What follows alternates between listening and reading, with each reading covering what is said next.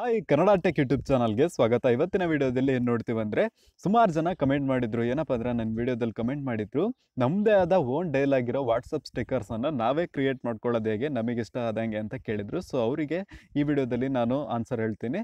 So ಹೇಗೆ ಅಂತ ನೋಡೋಣ. ಫಸ್ಟು ನಾವು ಒಂದು PNG ಇಮೇಜನ್ನು ಕ್ರಿಯೇಟ್ ಮಾಡ್ಕೋಬೇಕಾಗುತ್ತೆ. ನೀವು ಯಾವ್ದಾರ ಒಂದು ವ್ಯಕ್ತಿಯ ಫೋಟೋ ಹಾಕಿ ಅಲ್ಲೇನಾದರೂ ಡೈಲಾಗ್ ಹಾಕ್ತೀರಾ ಅಂದರೆ ಅದ್ರದ್ದೊಂದು PNG ಫಾರ್ಮೆಟ್ ಸೆಲೆಕ್ಟ್ ಮಾಡಬೇಕಂದ್ರೆ, ಅಂದರೆ ಬ್ಯಾಕ್ಗ್ರೌಂಡ್ ಎಲ್ಲ ಎರೇಸ್ ಆಗಿರೋ ಫೋಟೋ ಸೆಲೆಕ್ಟ್ ಮಾಡಬೇಕಾಗುತ್ತೆ. ಸೊ ಆಟೋಮೆಟಿಕ್ ಆಗಿ ಬ್ಯಾಕ್ಗ್ರೌಂಡನ್ನು ರಿಮೂವ್ ಮಾಡಲಿಕ್ಕೆ remove.bg ಅಂತ ಒಂದು ವೆಬ್ಸೈಟ್ ಇದೆ. ಸೊ ಅಲ್ಲಿ ಬಂದ್ಬಿಟ್ಟು ಒಂದು ಫೋಟೋನ ನೀವು ಸೆಲೆಕ್ಟ್ ಮಾಡ್ಕೋಬೇಕಾಗುತ್ತೆ. ನಾನು ಅದೇ ಓ ಭ್ರಮೆ ಡೈಲಾಗ್ ಇದೆಯಲ್ಲ, ಸೊ ಅದಕ್ಕೋಸ್ಕರ ಒಂದು ಸ್ಕ್ರೀನ್ಶಾಟನ್ನು ತೆಗೆದಿದ್ದೀನಿ ಸುದೀಪಣ್ಣ ಅವ್ರದ್ದು. ಸೊ ಅದನ್ನು ಸೆಲೆಕ್ಟ್ ಮಾಡಿ ಡನ್ ಮೇಲೆ ಕ್ಲಿಕ್ ಮಾಡ್ತಾ ಇದ್ದೀನಿ. ಓಕೆ, ಡನ್ ಆಗಿಲ್ಲ ಅನಿಸುತ್ತೆ. ಇನ್ನೊಂದ್ಸಲಿ ಡನ್ ಮೇಲೆ ಕ್ಲಿಕ್ ಮಾಡಿದ್ದು ಅದು ಸ್ವಲ್ಪ ಟೈಮ್ ತೊಗೊಳುತ್ತೆ ಅಪ್ಲೋಡ್ ಆಗಲಿಕ್ಕೆ. ಸೊ ಈ ರೀತಿ ಅಪ್ಲೋಡ್ ಆಗುತ್ತದು. ಸೊ ಅಪ್ಲೋಡ್ ಆಗಿದ್ದು ಇನ್ಸ್ಟೆಂಟಾಗಿ ಬ್ಯಾಕ್ಗ್ರೌಂಡ್ ರಿಮೂವ್ ಆಗಿ ಬಂದ್ಬಿಡುತ್ತೆ ನಮಗೆ. ಸೊ ನೀವು ಇಲ್ಲಿ ನೋಡ್ಕೋಬೋದು.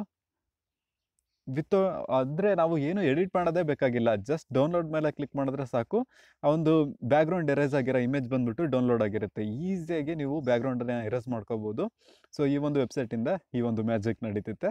ಸೊ ನೆಕ್ಸ್ಟ್ ಬಂದ್ಬಿಟ್ಟು ನಾವು ಡೈಲಾಗ್ ಹಾಕೋದು. ಅದಕ್ಕಂತ ಪಿಕ್ಸಲ್ ಲ್ಯಾಬ್ ಅಂತ ಅಪ್ಲಿಕೇಶನ್ ಇದೆ, ಪಿಕ್ಸಲ್ ಲ್ಯಾಬ್ ಅಂತ.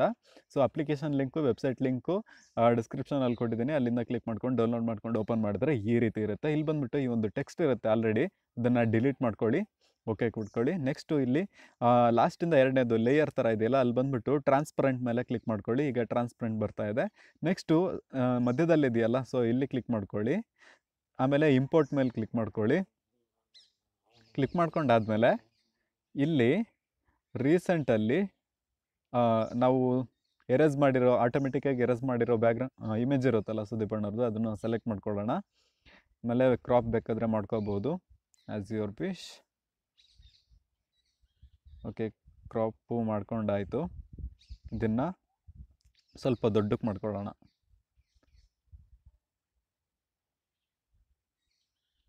ದೊಡ್ಡಕ್ಕೆ ಮಾಡಿ ಹಿಂಗೆ ಇಡ್ತಾ ಇದ್ದೀವಿ. ಈಗ ಡೈಲಾಗ್ ಆ್ಯಡ್ ಮಾಡಬೇಕಲ್ವಾ. ಇಲ್ಲಿ ಎ ಅಂತ ಕಾಣಿಸ್ತಿದ್ದಿಲ್ಲ, ಅದ್ರ ಪಕ್ಕ ಎ ಮೇಲೆ ಕ್ಲಿಕ್ ಮಾಡಿ, ಪ್ಲಸ್ ಮೇಲೆ ಕ್ಲಿಕ್ ಮಾಡಿ, ಎಡಿಟ್ ಮೇಲೆ ಕ್ಲಿಕ್ ಮಾಡ್ಕೊಳ್ಳಿ, ಅಳಿಸಿ. ಈಗ ಕನ್ನಡ ಕೀಬೋರ್ಡ್ ಎಲ್ಲರ ಹತ್ರನೂ ಇದ್ದೇ ಇರುತ್ತೆ, ಅದನ್ನು ಹೇಳ್ಕೊಡ್ಬೇಕಾಗಿಲ್ಲ. ಈ ಓ ಭ್ರಮೆ, ಭ್ರಮೆ ಹೇಗೆ ಟೈಪ್ ಮಾಡೋದು?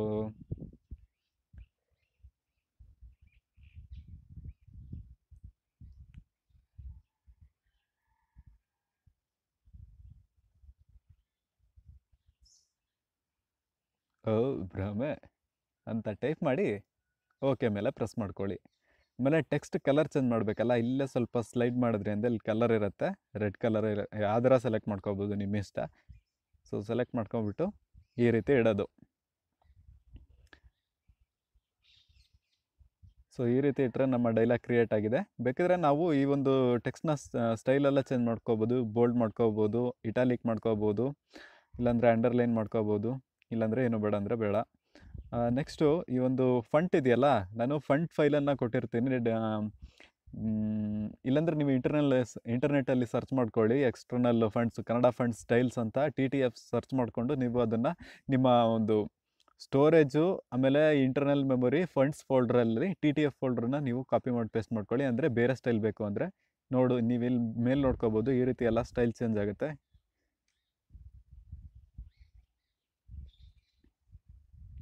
ಮೇಲೆ ಕಾಣಿಸ್ತಿದೆಯಲ್ಲ ನಿಮಗೆ ಇಲ್ಲಿ. ಸೊ ಈ ರೀತಿ ಬೇರೆ ಬೇರೆ ಸ್ಟೈಲ್ಸ್ ಬರುತ್ತೆ, ಆದರೆ ನಾನು ಫಂಡ್ಸ್ ಕೊಡೋಂಗಿಲ್ಲ, ಅದು ಕಾಪಿ ರೈಟೆಡ್. ಸೊ ಅದಕ್ಕೋಸ್ಕರನೇ, ಯಾಕಂದರೆ ನಾವು ಪರ್ಚೇಸ್ ಮಾಡ್ಕೊಂಡಿರೋದು. ಸೊ ನಿಮಗೆ ಯಾವ್ದು ಇಷ್ಟ ಆಗುತ್ತೋ ಅದನ್ನು ಸೆಲೆಕ್ಟ್ ಮಾಡ್ಕೊಳ್ಳಿ.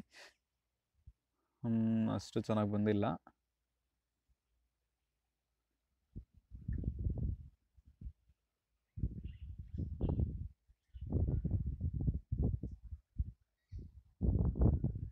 ಓಕೆ, ಇದೇ ಇರಲಿ. ಓ ಭ್ರಮೆ ಅಂತ ಇದೆಯಲ್ಲ, ಸೊ ಇದು ಹಿಂಗಾದ್ಮೇಲೆ ಇದಕ್ಕೆ ನೀವು ಸ್ಟ್ರೋಕ್ ಕೊಡ್ಕೋಬೋದು. ಇಲ್ಲಿ ಸ್ಟ್ರೋಕ್ ಅಂತ ಇದೆಯಲ್ಲ, ಸ್ಟ್ರೋಕ್ ಮೇಲೆ ಕ್ಲಿಕ್ ಮಾಡಿ ಆನ್ ಮಾಡ್ಕೊಳ್ಳಿ. ಬ್ಲ್ಯಾಕ್ ಕಲರು, ವೈಟ್ ಕಲರು ಯಾವ್ದು ಬೇಕಾದ್ರೆ ಸೆಲೆಕ್ಟ್ ಮಾಡ್ಕೊಳ್ಳಿ, ವೈಟ್ ಇದ್ದರೆ ಬೆಸ್ಟು. ಸ್ವಲ್ಪ ಜಾಸ್ತಿ ಮಾಡಿಕೊಂಡು ನೆಕ್ಸ್ಟು ಈ ಒಂದು PNG ಇಮೇಜ್ ಇದೆಯಲ್ಲ, ಅದಕ್ಕೂ ಸ್ವಲ್ಪ ಸ್ಟ್ರೋಕ್ ಬೇಕಂದರೆ ಕೊಟ್ಕೊಳ್ಳಿ, ಇಲ್ಲಾಂದರೆ ಬೇಡ, ಅದೇನು ಇಂಪಾರ್ಟೆಂಟ್ ಅಲ್ಲ. ಸ್ಟ್ರೋಕ್ ಆನ್ ಮಾಡ್ಕೊಳ್ಳಿ, ಕಲರ್ ಸೆಲೆಕ್ಟ್ ಮಾಡ್ಕೊಳ್ಳಿ, ಸ್ವಲ್ಪ ವಿಡ್ತು ಜಾಸ್ತಿ ಮಾಡ್ಕೊಳ್ಳಿ. ಅಷ್ಟೇನು ಚಂದ ಬರ್ತಾ ಇಲ್ಲ, ಆಫ್ ಮಾಡ್ಕೊಳ್ಳೋಣ. ಓಕೆ, ಅಷ್ಟೇನು ಸರಿ ಬರ್ತಿಲ್ಲ. ಆಫ್ ಮಾಡಿಕೊಂಡು ಇಲ್ಲಿ ಸೇವ್ ಅಂತ ಇದೆಯಲ್ಲ, ಸೇವ್ ಮೇಲೆ ಕ್ಲಿಕ್ ಮಾಡಿಕೊಂಡು ಸೇವ್ ಆ್ಯಸ್ ಇಮೇಜ್ ಅಂತ ಇದೆಯಲ್ಲ ಅಲ್ಲಿ ಕ್ಲಿಕ್ ಮಾಡ್ಕೊಳ್ಳಿ. ನೆಕ್ಸ್ಟು PNG ಆಟೋಮೆಟಿಕ್ ಸೆಲೆಕ್ಟ್ ಆಗಿದೆ, ಡಿಫಾಲ್ಟ್ ಸೆಲೆಕ್ಟ್ ಆಗಿದೆ. ಸೇವ್ ಟು ಗ್ಯಾಲರಿ ಮೇಲೆ ಕ್ಲಿಕ್ ಮಾಡ್ಕೊಳ್ಳಿ. ಬೇಕಾದರೆ ಈ ಫೋಟೋ ಇಲ್ಲ ನಿಮ್ಮ ಫೋಟೋನ ಹಾಕ್ಕೊಂಡು ನೀವು ಮಾಡ್ಕೋಬೋದು. ಸೊ ಡೈಲಾಗು ಚೇಂಜ್ ಮಾಡ್ಕೊಳ್ಳೋಣ.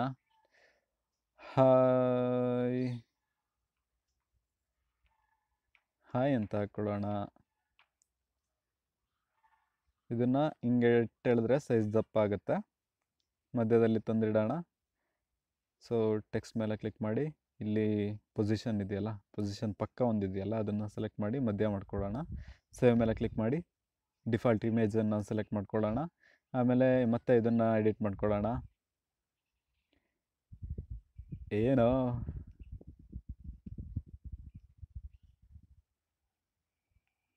ಇದನ್ನು ಹಿಂಗೆ ಎಳೆಯಬೇಕು. ಪೊಸಿಷನ್ ಪಕ್ಕ ಒಂದು ಸೆಂಟರ್. ಈಗ ಸೇವ್ ಮೇಲೆ ಕ್ಲಿಕ್ ಮಾಡಿ PNG ಸೇವ್ ಆಗಿದೆ. ಈ ರೀತಿ ಒಂದು 3 ಫೋಟೋನ ಸೇವ್ ಮಾಡ್ಕೊಳ್ಳಿ. Next personal stickers for WhatsApp ಅಂತ ಒಂದು ಅಪ್ಲಿಕೇಶನ್ನು, ಇದರದ್ದು ಲಿಂಕು ಡಿಸ್ಕ್ರಿಪ್ಷನಲ್ಲಿ ಕೊಟ್ಟಿರ್ತೀನಿ. ಸೊ ಅಲ್ಲಿ ಕ್ಲಿಕ್ ಮಾಡಿಕೊಂಡು ನೀವು ಅಪ್ಲಿಕೇಶನನ್ನು ಇನ್ಸ್ಟಾಲ್ ಮಾಡ್ಕೋಬೋದು. ಅಪ್ಲಿಕೇಶನ್ನ ಲಿಂಕು ಕೊಟ್ಟಿದ್ದೀನಿ ಅಲ್ವಾ. ಸೊ ಇನ್ಸ್ಟಾಲ್ ಮಾಡ್ಕೊಂಡಾದ್ಮೇಲೆ ಒಂದು ನಿಮಿಷ ಇಲ್ಲಿದೆ ನೋಡಿ. ಸೊ ಅಪ್ಲಿಕೇಶನ್ನ ಓಪನ್ ಮಾಡ್ಕೊಂಡಾದ್ಮೇಲೆ ಇಲ್ಲಿ ಫೋಲ್ಡ್ರ್ ಬಂದಿರುತ್ತೆ. ಫೋಲ್ಡರ್ ಇಲ್ಲಿದೆ ನೋಡಿ, ಪಿಕ್ಸೆಲ್ ಲ್ಯಾಬ್ ಅಂತ. ನಾವು ಈಗ ಕ್ರಿಯೇಟ್ ಮಾಡಿರೋ ಇಮೇಜು ಭ್ರಮೆ ಹಾಯ್ ಏನೋ ಅಂತ ಇದೆಯಲ್ಲ, ಇಲ್ಲಿ ಆ್ಯಡ್ ಟು ವಾಟ್ಸಪ್ ಮೇಲೆ ಕ್ಲಿಕ್ ಮಾಡಿಕೊಂಡು, ಸೊ ಇಲ್ಲಿ ಆ್ಯಡ್ ಅಂತ ಇದೆಯಲ್ಲ, ಆ್ಯಡ್ ಮೇಲೆ ಕ್ಲಿಕ್ ಮಾಡ್ಕೊಳ್ಳಿ. ಈಗ ವಾಟ್ಸಪ್ಪಲ್ಲಿ ಆ್ಯಡ್ ಆಗಿದೆ. ನೀವೇನು ಮಾಡಬೇಕಂದ್ರೆ ವಾಟ್ಸಪ್ ಓಪನ್ ಮಾಡ್ಕೋಬೇಕು. ಇಲ್ಲಿ ಇಲ್ಲಿ ಕ್ಲಿಕ್ ಮಾಡ್ಕೊಂಡಾದ್ಮೇಲೆ ಇಲ್ಲೆಲ್ಲರ ಬಂದಿರುತ್ತೆ. ವೆಯ್ಟ್, ಭ್ರಮೆ ಫಸ್ಟಿಗೆ ಇದೆ. ಸೊ ಈ ರೀತಿ ನಿಮ್ಮದೇ ಆದ ಒಂದು ಓನ್ ಡೈಲಾಗ್ ಸ್ಟಿಕ್ಕರ್ಸ್ಗಳನ್ನು ನೀವೇ ಕ್ರಿಯೇಟ್ ಮಾಡ್ಕೋಬೋದು. ಇದಿಷ್ಟು ಈ ವಿಡಿಯೋ. ಇವತ್ತಿನ ವಿಡಿಯೋ ನಿಮ್ಗೆ ಇಷ್ಟ ಆಗಿದ್ರೆ ಲೈಕ್ ಮಾಡಿ, ಹಾಗೆ ಈ ವಿಡಿಯೋನ ಎಲ್ಲರಿಗೂ ಶೇರ್ ಮಾಡಿ. ನೀವಿನ್ನ ಕನ್ನಡ ಟೆಕ್ ಚಾನಲ್ಗೆ ಸಬ್ಸ್ಕ್ರೈಬ್ ಮಾಡ್ಕೊಂಡಿಲ್ಲ ಅಂದರೆ ಸಬ್ಸ್ಕ್ರೈಬ್ ಮಾಡ್ಕೊಳ್ಳಿ. Thank you for watching. Bye.